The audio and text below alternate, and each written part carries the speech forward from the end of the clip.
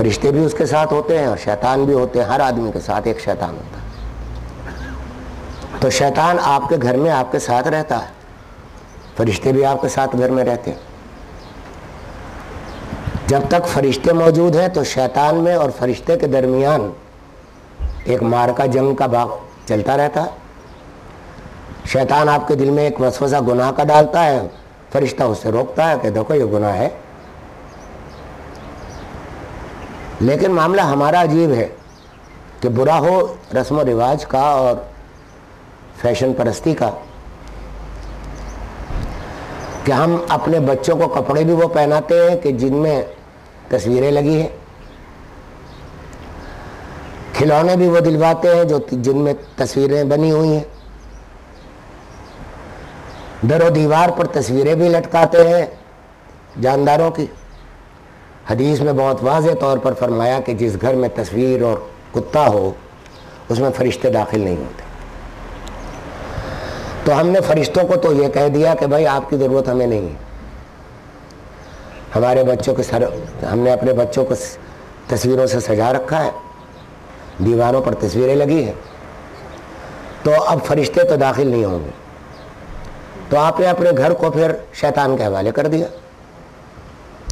اب فرشتہ تو داخل نہیں ہوگا, وہ اس کو اصول. نبی کریم صلی اللہ تعالیٰ علیہ وآلہ وسلم نے ایک مرتبہ تشریف لائے, پردہ لٹکا ہوا تھا, اس پر کچھ تصویریں بنی ہوئی تھیں. تو آپ واپس ہو گئے تو عائشہ صدیقہ رضی اللہ تعالیٰ عنہ نے پوچھا یا رسول اللہ تشریف لائیے, کہا کہ یہ پردہ ہٹاؤ, اس پہ تصویریں. اور جب وہ ہٹایا اس کے بعد فرمایا کہ فرشتے داخل نہیں ہوتے. اسی طرح کتے کے بچے کے بارے میں بھی ایک حدیث ہے کہ وہ گھر میں تھا تو اس وقت داخل نہیں ہوئے. تو مقصد یہ ہے کہ یہ باتیں وہ ہیں کہ جن پر ہم سرسری طور پر تو ایمان رکھتے ہیں, لیکن یہ ہمارا عقیدہ نہیں بن پائے. ہمارا علم تو ہو گیا کہ جس گھر میں فرشتے اس گھر میں داخل نہیں ہوتے جس میں تصویریں ہوں یا کتا ہو, یہ علم ہمیں حاصل ہو گیا. لیکن یہ ہمارا عقیدہ نہیں بنا کیونکہ اس پر ہمارا عمل نہیں ہے. عقیدہ بننے کا مطلب یہ ہے کہ جب آپ کا یہ عقیدہ ہو جائے کہ فرشتوں کی ہمیں ضرورت ہے, ہم ہماری حفاظت کرتے ہیں, ہمیں اس کا یقین کامل بھی ہو, شیطان کے تصرفات کا بھی یہ علم ہو کہ وہ کیا کیا کر سکتا ہے, اور اگر ہم شیطان کے حوالے اپنے گھر کو کر دیں گے تو وہ کتنے نقصان ہمیں پہنچا سکتا ہے.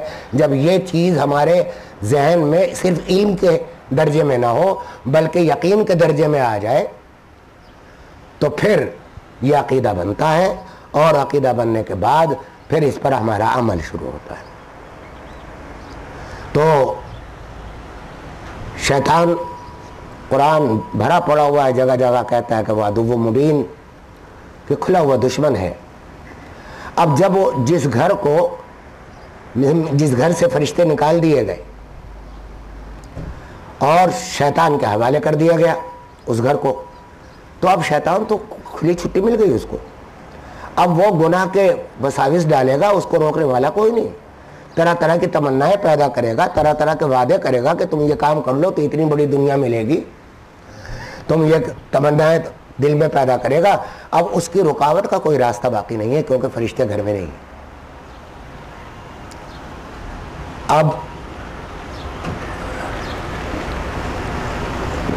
سمجھ لیجئے کہ ہر انسان کے ساتھ ایک شیطان بھی ہے, ایک فرشتہ بھی ہے, اور فرشتوں کے بارے میں تو بہت بڑی اور احادیث سے ثابت ہے کہ ہر انسان کے ساتھ فرشتے اللہ تعالیٰ نے لگا دیے ان کی حفاظت کے لیے. بچوں کی خاص طور پر حفاظت کے لیے فرشتے مقرر ہوتے ہیں, ہر انسان کی حفاظت کے لیے فرشتے مقرر ہوتے ہیں. میرا ابھی خاندان میں ایک بچہ پہلی منزل کے ٹیرس سے اچھلا اور یعنی ماربل کے فرش پہ آ کے گرا اور یوں اٹھ کے بھاگ گیا. سمجھے آپ, اتنی اونچے سے گرا اور ایسے اٹھ کے بھاگ گیا. حیرت ہو گئی کہ کوئی صورت ایسی نہیں ہے کہ اس میں زخم نہ آتا, ہڈی نہ ٹوٹتی, کوئی اور بلندی ہے. تو یہ ہے وہ واقعات کہ یہاں فرشتے حفاظت کر رہے ہیں. سمجھے آپ, فرشتوں کی حفاظت موجود ہے، فرشتے موجود ہیں، حفاظت کر رہے ہیں۔ اب ہمارے یہ عقیدے کہ فرشتے بھی موجود ہیں، شیطان بھی موجود ہے، علم کے درجے میں تو ہے، عقیدے کے درجے میں نہیں۔ شیطان کے بارے میں ایک اور بات سمجھ لیجئے کہ ایک تو لوگ یہ سمجھتے ہیں کہ شاید وہ فرشتہ تھا، فرشتہ نہیں تھا، کان من الجن ففسق عن امر ربی، قرآن میں فرمایا کہ وہ جن تھا لیکن نافرمانی کی اپنے رب کے، تو اس واسطے اس کو نکالا گیا وہاں سے۔ ایک تو یہ کہ جن تھا۔ شیطان کی کچھ صفات میں آج بیان کرنا چاہتا ہوں صحیح،